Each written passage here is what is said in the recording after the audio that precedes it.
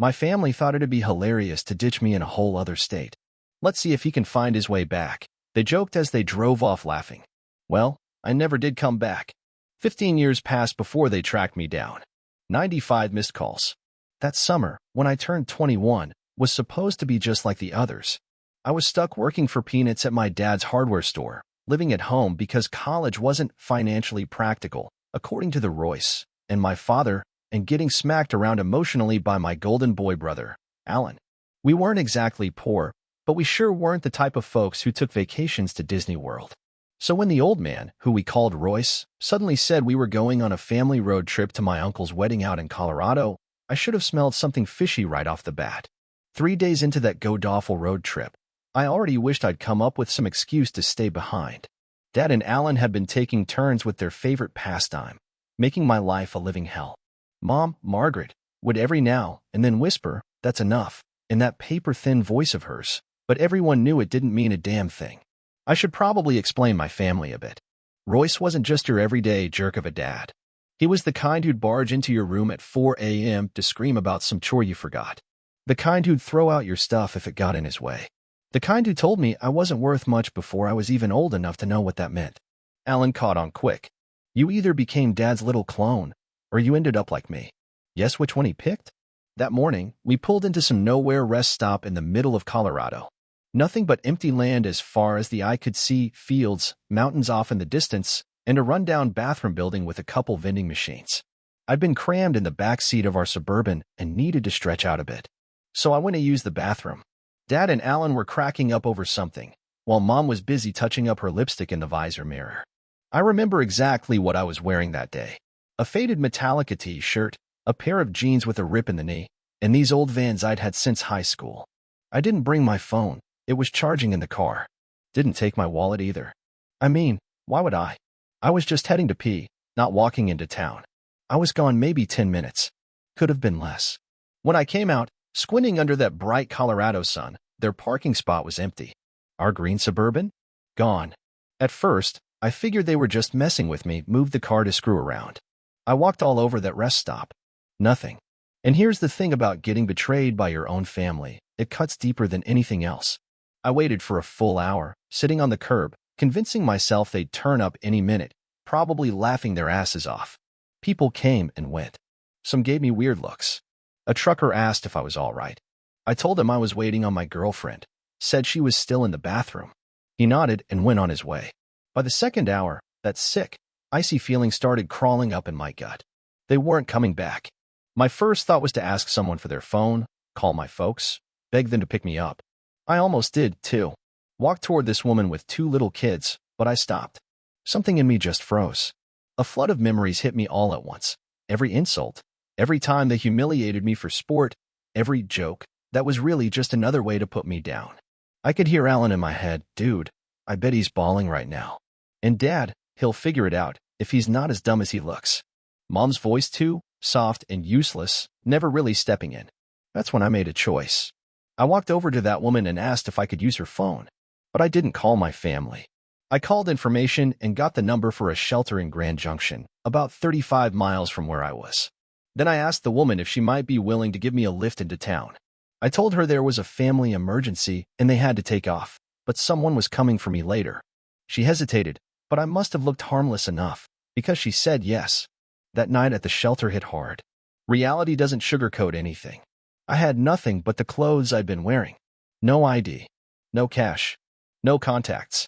A guy at the shelter, Dave, let me use their computer so I could try and find my uncle's address from the wedding invite I'd seen before the trip. I thought, maybe I could show up at the wedding and confront them. Maybe they'd be there. But as I stared at the screen, something changed. I thought, why? Why chase after people who thought leaving me behind was a joke? Instead, I made a new email. I looked up how to replace lost ID. I searched for under-the-table jobs. I made a plan. 2 days later, I was working the dish pit at a tiny place called Sonny's Diner. The owner, Dolores, was in her 70s, had gray hair streaked with purple, and more tattoos than a biker gang. I'd wandered in and asked if she needed help. Told her my wallet got stolen, but I was willing to work hard. She looked me over and said, "Dishwasher quit yesterday. If you steal from me, I'll kill you. Start now." That's the thing about rock bottom. You can only go up from there. For a week, I pulled double shifts, slept at the shelter, wore donated clothes. They've helped me start getting my ID replaced through my home state's records office. With my first paycheck, I got a cheap burner phone from Walmart. 7 days after they left me, my phone rang. Unknown number. I picked up. It was my mom. Her voice was shaking. She asked where I was. If I was okay. Said they'd been searching everywhere. Yeah, right? It was just supposed to be a joke, she said. Sure it was. She claimed they waited just down the road for 20 minutes. Came back, couldn't find me. More lies. I listened to her panic, that fake concern layered on thick. In the background, I heard my dad grumble for me to stop being dramatic and get my butt to Uncle Marty's. Alan was laughing. Caleb, are you there? She said. Say something. We've been worried sick. That cold knot in my gut? It was gone. All I felt was clarity. You wanted to see if I could make it on my own, I said. My voice was steadier than it had ever been. Watch me. Then I hung up. Blocked the number. Went through every family contact I could remember and blocked them all too. Next day, I hit a Verizon store and changed my number completely. I had 26 missed calls before I switched it. I imagined their frustration, the way their go-to scapegoat had just vanished. A month later, I was living in a studio apartment above a laundromat. It was small and it always smelled like dryer sheets. But it was mine. I'd worked my way up to prep cook at Sonny's, and Dolores was teaching me how to dice onions without losing a fingertip. Sometimes, I checked my old email, the one they still had. The messages piled up. From Mom, please come home. We're sorry. From Dad, this childish stunt needs to stop. From Alan, dude, it was just a joke. Stop being such a pussy. I never replied. Not once. That's the thing about freedom. Once you taste it, there's no going back to the cage. Look, I won't lie and say it was easy. Some nights, I'd scroll through Instagram and see photos of people with real families. Ones that actually gave a damn. And yeah, I'd feel that ache, that hollow spot inside no amount of fuck could fill. I had nights where the loneliness was a monster, and it felt like it might just eat me whole. The holidays were always the hardest. But every morning, I'd wake up in that crummy little apartment that smelled like fabric softener, head to the diner where nobody called me a screw-up, and slowly piece my life back together, one step at a time. 3 months after they left me at that rest stop, I checked my email one last time. There was a message from my mom. Your grandmother's been asking about you, it said. Please, just let us know you're okay. I didn't respond. Just closed the tab, deleted the account, and tossed my old SIM card in the dumpster behind Sonny's. That night, Dolores showed me how to bake her apple pie from scratch, said I had pastry hands. It was the first real compliment I'd heard in what felt like forever. I didn't look back after that. Update 1. 6 years after they dumped me in Colorado, I came across a familiar face on my Facebook feed. I wasn't creeping on my family or anything. Okay, maybe I was. But I only saw it because Alan had been tagged in a local news article. He got nailed for a DUI. Wrapped his car around a telephone pole. The only thing he hurt was the pole. The paper used his old high school football photo. He looked so young and smug. Right below it, though, was the real kicker, a bloated mugshot that looked like karma finally caught up. And that's the thing about karma, it may take its time, but it always finds your door. By then, I built something close to a real life out here in Colorado. My dingy little studio above the laundromat had been traded up for a one-bedroom with actual sunlight coming in. I'd worked my way from dishwasher to line cook to assistant manager at Sonny's. Dolores still ran the place like a general in a flower-covered apron, but she started treating me less like a charity case and more like, I don't know, some kind of strange nephew. The first real thing I bought with my savings was a laptop. Nothing flashy, just enough to take some online courses through the local community college. Stuff like business management, basic accounting, the kind of classes Royce used to say were for people too soft for real work. My days started at Sonny's, afternoons were for studying, and evenings I went back to work. Wash, rinse, repeat. I won't lie, what happened still messed with me. Trust wasn't something I gave out easily. I had what I called trust subscriptions. I'd cancel them the second anyone got too close. In 6 years, I'd made exactly 3 friends. There was Eddie, my neighbor. He played bass in a truly awful garage band and sometimes brought over homemade beer that tasted like someone dropped hops in a bucket of mop water. And then there was Dolores, if you counted her as a friend, not just a boss. That all changed when Kendra started coming into Sonny's. Tuesdays and Thursdays, like clockwork. She always ordered the same thing, A Denver omelet with no tomatoes, extra coffee. Sat at the counter with a giant textbook open in front of her. Later, I'd learned she was in med school. She had this way of zoning out completely while she read, fork halfway to her mouth, just frozen for minutes at a time. I timed her once. Her record? 7 minutes and 23 seconds before she realized her eggs had gone cold. It took 4 months of coffee refills before she actually noticed me. I mean, really saw me. She looked up one day, blinked, and said my name tag was spelled wrong. It wasn't. But from then on, it became our thing. Every Tuesday and Thursday, I wore a different wrong name. She'd call me out. I'd act surprised. Dumbest flirting you've ever seen. But it worked. Our first date wasn't even meant to be one. Her study group bailed on dinner plans last minute. She had a reservation at this pizza joint that's almost impossible to get into. I happened to be wiping down the counter when she got the text. Next thing I knew, I was across from her at Antonio's, both of us slowly realizing, yeah, this sure looked like a date. 6 months later, she moved in with me. A year after that, we upgraded to a slightly bigger place. Nothing fancy, just a 2-bedroom where the toilet didn't sound like a waterfall and the neighbors didn't practice bass solos at 3 a.m. And yeah, I kept checking up on my family through fake accounts. Not exactly proud of that, but it's the truth. Dad's hardware store had taken a hit when Home Depot opened on the edge of town. I saw his bitter rants on local Facebook pages, each post more desperate than the last. Mom's page turned into this odd little scrapbook of throwback photos, smiling family shots, posts about missing her boys. Boys. Plural. That stung. She tagged Alan, of course. Never mentioned me. Like I never existed. Alan was bouncing from one job to the next. Always posting vague junk about haters and new beginnings. The kind of stuff people post when their life's quietly falling apart. For years in, Dolores pulled me aside during inventory and said she was thinking of opening a second Sonny's on the other side of town. Asked if I'd want to run it. Not own it, just manage it. Big difference. I couldn't sleep that night. Kept thinking it was a trick. A test. People like me didn't get offered things like that. Royce had made sure I understood that much growing up. That's the thing with toxic beliefs. They stick with you, even when the poison's long gone. But I said yes. Kendra, half asleep next to me, mumbled, "You'd be stupid not to." Eddie, through a haze of pot smoke, just said, "Duh. You basically run the place already." Dolores wasn't like Royce. She wasn't like my family.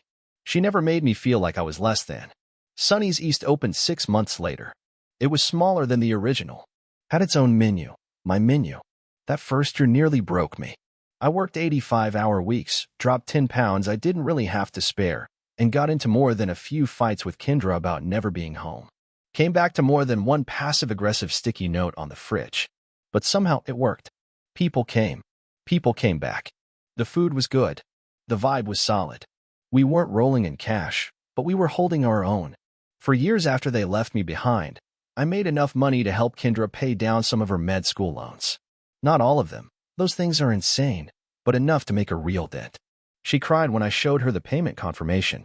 Not a pretty movie cry. Real crying, puffy face, runny nose, hiccup kind of crying. And for the first time, I felt like I wasn't just surviving, I was living. Then my grandmother passed. I found out through Facebook.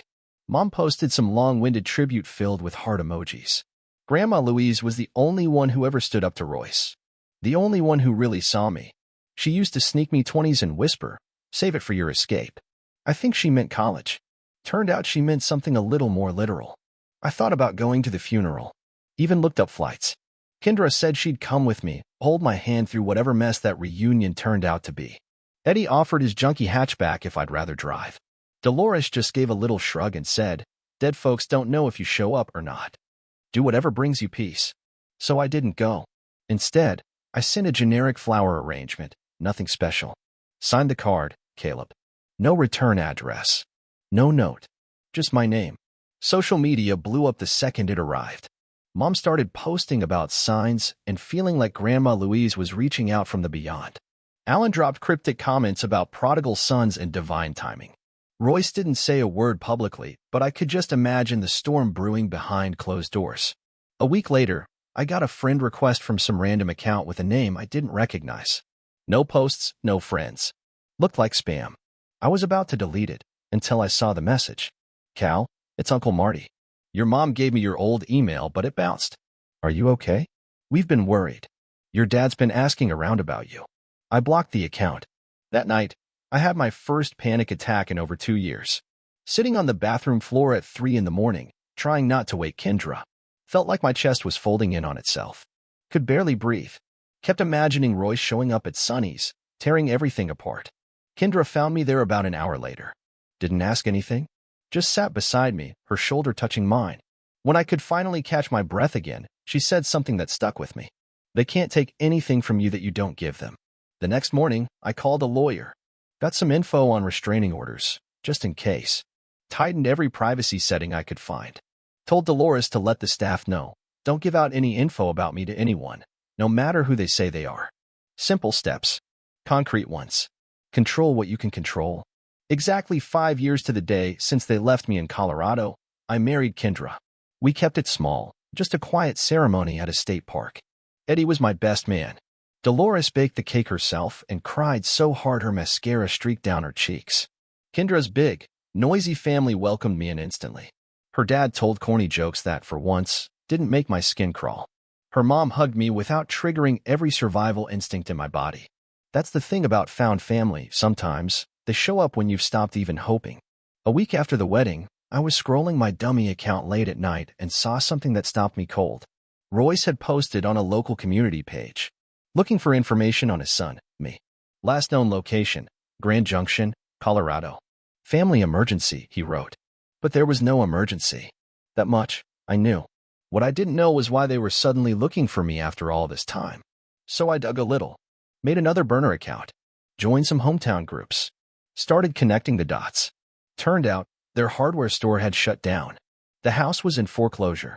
Mom was dropping vague posts about health issues. Alan had moved back in with them after getting his 3rd DUI. They weren't looking for me because they missed me. They were looking for me because they needed something. And you know what?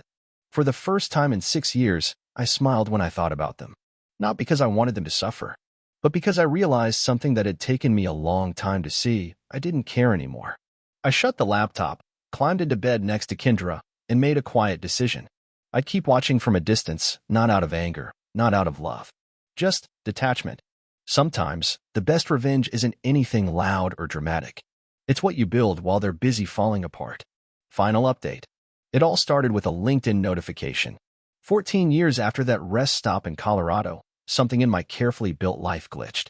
Somebody had viewed my profile 33 times in one day. Not super weird for LinkedIn. Recruiters do strange things like that. What was weird was the name. Dylan Harper. My brother. That's the thing about the past, it's patient. It'll lie in the weeds for years until it's ready to pounce. But by then, my life looked nothing like it did in that first year in Grand Junction. Kendra had finished med school, finished her residency, and was now working at a local clinic 3 days a week so she could spend more time with our kids. Yeah, our kids. Ava's 7. Marcus is 4. The tiny apartment over the laundromat had been traded in for a modest 4-bedroom house on the edge of town. Not flashy, but with a backyard where the kids could run around. I even tried growing tomatoes, though they never came out quite right. Sonny's had expanded too. 3 locations now. Not some huge franchise or anything, but enough that I didn't have to work the line anymore, unless someone called in sick, which happened more often than I'd like. Dolores had semi-retired a couple years back. Still popped in now and then to criticize our pie crust, though. That woman would haunt the place before she truly let go. I figured I'd made peace with the past. Thought I'd buried it deep enough. I still checked in on the family from time to time, but only every few months now. The habit was fading. Last I saw, Royce and Margaret had moved into a smaller place after losing the house. Alan had gotten married, then divorced, and then married again. They all seemed to be getting on with their lives. And I had gotten on with mine. But that LinkedIn thing, it shook something loose. 14 years of silence, and now this? I told Kendra one night while we were folding laundry, half watching whatever show we were behind on. She stopped mid-sock, looked at me, and asked if I was okay. I nodded. Because really, what was I supposed to say? That suddenly I was 23 again, stranded at a rest stop? That I could hear Royce in my head calling me useless? 3 days later, I was at Sonny's East, the second location, helping out with inventory because our supplier had once again sent the wrong damn coffee filters. Then Tasha, working the front, called back. Hey, some family's here asking for you. My first thought was Kendra's parents, who sometimes showed up unannounced when they were passing through. I walked out front, already planning how I'd talk them into staying for dinner. But it wasn't them. Royce stood there. Older. Grayer. That larger-than-life presence of his now small. Margaret looked tight and worried, her face drawn in, hair dyed that odd shade of brown people use to chase their younger selves. Alan stood tall, taking up space the way Royce used to. Same stance. Same look. And next to him, some young woman I didn't know. Early 20s maybe. She hung back, like she wasn't sure she should even be there. Nobody said anything. The lunch crowd noise faded out until all I could hear was my own heart beating in my ears. Royce broke the silence first. Said my name, like it was a question. I nodded. Couldn't get my voice to work. I'd imagined this moment 100 different ways over the last 15 years. Sometimes I told them off. Sometimes I played it cool. Sometimes, embarrassingly, I pictured some big emotional reunion. The truth is, reality's always messier than how we imagine it. I motioned toward an empty table in the corner and asked Tasha to bring some waters. Then I sat down across from the people who used to be my family, and I waited. They'd found me because of a magazine blurb, Rocky Mountain Rising, 15 local success stories. Not even a full article. Just a side piece with a photo of me standing outside the original Sonny's. One of Mom's old high school friends had moved to Colorado, saw it, and sent her a message. Isn't this your son? 95 missed calls. That's how many times they tried my old number before it got shut off. Mom kept track. She said it like it meant something, like it made a difference. They all started talking over one another, Mom going on about how worried they'd been, Royce claiming I misunderstood what happened at the rest stop, and Alan awkwardly acting like we were just a couple of old pals catching up. The younger woman with them, Alan's second wife, turns out her name was Cassie. She just watched me, quietly curious. I let them talk. Listened while they tried to rewrite history. Watched Royce eyeing the restaurant like he was tallying up what it might be worth. Noticed how Mom's hand trembled when she reached for her glass of water. Saw Alan's fake charm slip whenever he thought I wasn't looking. When they finally ran out of things to say, I asked one question. Why now? And then the Rael story came out, bit by awkward bit. Royce had medical problems. Heart issues. No insurance. Their second house was being foreclosed on. Alan had blown a pile of money on some crypto scheme that flopped hard. Mom needed surgery on her knees but couldn't afford it. They weren't here to make amends. They were here because they needed help. And you know what? I should have been angry. Should have told them to get lost. But what I felt instead was pity. They looked small, fragile, desperate. These were the same people who once held my life in their hands, who made me feel like I'd never be enough. And now, they were just broken. I told them to come over for dinner. Said I needed to think it through. Needed to talk to Kendra. They agreed right away. Royce already acting like it was in the bag. That afternoon was surreal. I picked Ava up from her dance class, helped Marcus get his Spider-Man toy ready for show and tell, all while texting Kendra updates. She offered to take the kids to her sister's place. I said no. I wanted them there. I wanted my real family to meet the one I'd built. Dinner was chicken enchiladas, my specialty, even though it was just a recipe I'd picked up from the back of an old El Paso box and tinkered with over the years. Ava set the table without being told, carefully placing every fork on the wrong side until Kendra gently stepped in to fix them. Marcus insisted on wearing his Spider-Man costume because it was Tuesday, and Tuesday, apparently, was Spider-Man Day now. When the doorbell rang, I nearly dropped the dish I was holding. Kendra walked by, gave my arm a quick squeeze, and whispered, "I've got you." The kids looked up, sensing that something big was happening. And that's the thing about dreaded moments. They're always both worse and better than you imagined. Introductions were rough. Royce kept calling Kendra Karen, no matter how many times we corrected him. Margaret cried every time she looked at the kids, which freaked Marcus out. Alan and Cassie were the least awful, trying to make small talk, though Alan kept slipping in lines about how family helps family.